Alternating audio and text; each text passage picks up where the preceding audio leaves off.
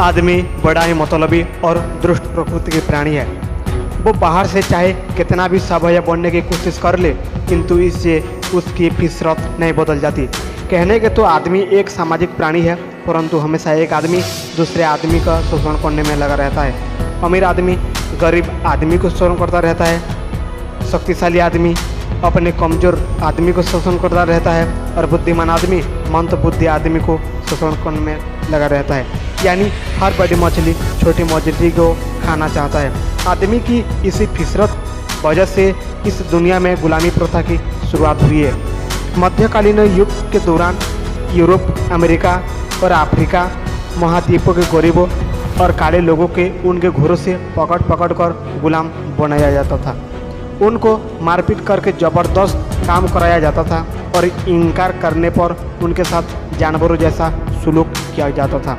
हमारे देश ने भी हजारों सालों तक गुलामी का दंश सहा है। हमारी पुरानी पीढ़ियां भी हजारों सालों तक वंशानुगत रूप से गुलामी करती आ रही है, कभी पुरोहितों से कभी जमींदारों से, कभी अंग्रेजों से। और कहते हैं ना कि अगर एक बार कोई आदत तो लग जाए तो आसानी से नहीं छूटती। हमारे साथ भी ठीक यही हुआ है। सदियों से गुलामी करते करते हमें गुलामी का आदत लग चुकी है। भले ही हम अतिरिक्त गुलामी से आज़ाद हो गए, परंतु मानसिक रूप से हम आज भी गुलाम हैं। दोस्तों, आपने सही सुना है, हमारा देश अभी भी आज़ाद नहीं हुआ है। हम अभी भी गुलामी का ज़िंदगी जी रहे हैं। सबसे पहले हम आपको गुलामी का मतलब समझा देते हैं। गुलामी का मतलब है अपनी आत्मसम्मान, अपनी ज़मीर को बेच देना, अपनी आज़ादी को किसी के हाथ बेचकर उसकी मालिकियत स्वीकार कर लेना, बिना सोच विचार किए किसी के बात मान लेना। गुलामी भी दो प्रकार की होती है, एक शारीरिक गुलामी और एक मानसिक गुलामी। शारीरिक गुलामी उसे कहते हैं जब हम किसी भय से भयभीत होकर मजबूरी में करनी पड़ती है। मानसिक गुलामी इसे कहते हैं जब हम अपनी इच्छा से किसी की गुलामी करते हैं।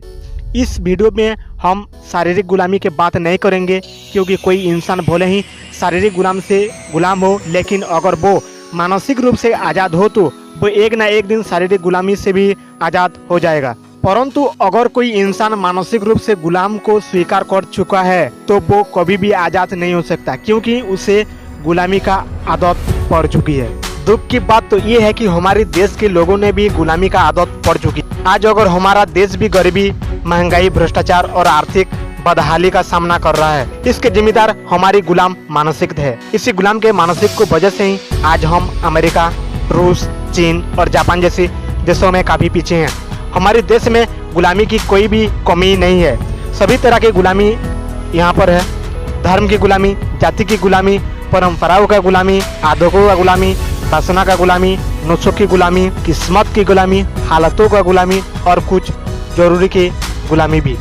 अब जब गुलामी की जिक्र भी हो गया तो जरा उनका गुणगान भी कर लेते हैं। धर्म की गुलामी बड़े ही श्रद्धालु और विश्वासी होते हैं। उनको चाहे कितना भी समझा दो कि भगवान मंदिर मस्जिद में नहीं, इंसानों में ढूंढने से मिलते हैं, लेकिन वो तो केवल वही मानेंगे जब भागवत और पुराणों में लिखा है। जाति की गुलामी जिद्दी और वफादार होती है। वो अपनी जाति को इज्जत दिए जान की बाजी लगा देंगे भी नहीं चुकते। परंपराओं का गुलामी बड़े ही आज्ञाकारी होती है। उनके आप ज्ञान विज्ञान बारे में कितना भी तर्क वितर्क कर लो, लेकिन आखिर में उनका ही कहना है होता है कि आपकी बात ठीक है, लेकिन हम अपनी खानदानी परंपरा को नहीं छोड़ सकते। आदतों का गुलामी भी किसी से कम नहीं है। उनको आप समझा कर थक जाओगे, लेकिन वो अपनी आदतों से नशे की गुलामी को, अपनी गुलामी की इतनी मोहब्बत है कि परिवार छोड़ देंगे, धन छोड़ देंगे, इज्जत छोड़ देंगे, मगर नशा नहीं छोड़ेंगे। किस्मत की गुलामी को किस्मत पर इतना यकीन होता है कि वो भले ही सारी जिंदगी गरीबी में गुजार देंगे, लेकिन किस्मत से कभी वफादार नहीं करेंगे। हालतों का गुलामी जिंदगी भर अपनी बुरी हालतों का रोना होते रहती है, लेकिन अपनी हालतों को लौट कर उसे बदलने की कोशिश नहीं करते। और कितना बताए गुलामी के बारे में, आजकल तो लोग सोशल मीडिया में भी गुलामी बनते जा रहे हैं। दरअसल हमारे देश में बच्चों के जन्म के साथ ही गुलामी का जंजीर पहचानी शुरू हो जाती है। लड़कियों को बचपन से ही सिखाया जाता है कि तुम अपने पति और बच्चों की गुलामी करने के पैदा हुए हो, उनकी गुलामी करना ही तुम्हारा फर्ज है।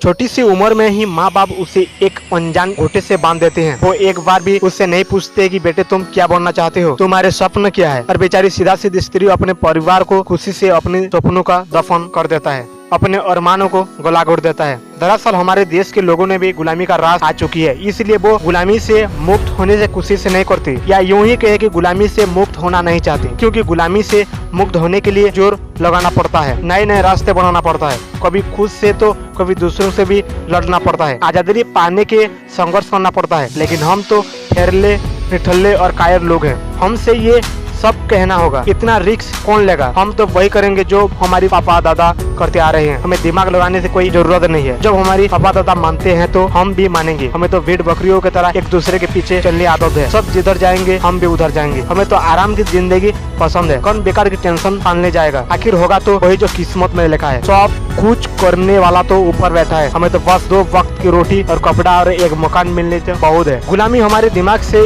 इस कदर बैठ गई है कि हम अपनी ताकत को भूल गए। हम भूल गए हैं कि हमारे पास भी बुद्धि और एक विवेक है, हमारे पास भी उतनी ही प्रतिभा और संभावना है जितनी औरों के पास है। हाँ, एक बात हम कभी नहीं भूलते हैं कि किस्मत का लेखा मिट नहीं सकता। हम समय समय पर किस्मत और ईश्वर को दोष देना नहीं भूलते। हम अपने बुरी हालातों को लिए कभी सरकार को दोष देते हैं तो कभी नसीब को। हम इसी इंतजार में रहते हैं कि कभी तो किस्मत पलटेगा, कभी तो अच्छे दिन आएगा, परंतु हम भूल जाते हैं कि अच्छे दिनों के लिए बुरी दिनों के लड़ना पड़ता है। मगर लड़ेगा कौन? आखिर हम बुज़दिल और कायर लोग जो ठहरे। देखिए, हम इंसान जो मूल की एक स्वतंत्र प्रकृति की जीव है और स्वतंत्र हमारे जन्मसिद्ध अधिकार है। हम में से कोई नहीं चाहता है कि हमारे जीवन की डोर किसी की और हाथ में हो। शायद आप भी नहीं चाहते होंगे कि आपकी भविष्य किसी और के हाथ में हो, कोई और तय करे कि आप जैसे जीना है। आप भी नहीं चाहते होंगे कि दुनिया आपको आत्मसम्मान के रोते रहे। आप भी नहीं चाहते होंगे कि आप जिंदगी भर मजबूरियों की चक्की में पीसते रहे। हम भी नहीं चाहते हैं कि आप गुलामी की जिंदगी जिए, जहाँ हमारे कहने का ये मतलब नहीं है कि आपको कोई जॉब नहीं करनी है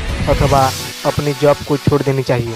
अगर आपकी आर्थिक स्थिति अच्छी नहीं है तो आपको काम के लिए बदले उचित पैसे मिल रहे हैं तो समय के प्रभाव को देखते हुए नौकरी करने में कोई बुराई नहीं है।